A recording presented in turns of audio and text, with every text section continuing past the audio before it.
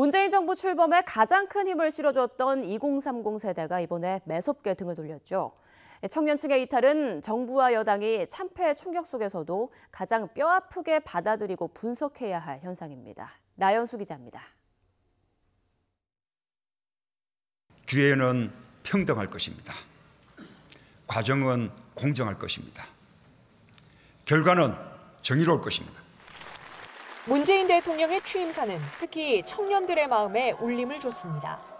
문 대통령 취임 후 첫 직무수행평가에서 20대와 30대의 긍정평가는 94%, 그야말로 전폭적인 지지를 보냈습니다. 경고할 것 같았던 청년층의 이탈 징후는 이른바 조국 사태에서 처음으로 포착됩니다. 사모펀드 투자 논란 등 숱한 의혹 가운데서도 청년층은 특히 자녀의 입시 의혹에 분노했습니다. 기회도 과정도 결과도 결코 공정하지 않았다는 배신감이 컸습니다. 임명권자가 조국 교수를 법무부 장관으로 임명한 것은 이러한 가치의 훼손을 묵인한 것입니다. 인천국제공항 직접고용 논란은 정규직화 같은 선의의 정책이라도 국민과 충분한 소통 없이 추진됐을 때 어떤 혼란을 초래하는지 보여준 사례입니다. 가뜩이나 비좁은 취업문 앞에서 청년들에게 상대적 박탈감을 안겨주며 을끼리의 싸움만 부추긴 셈이 됐습니다.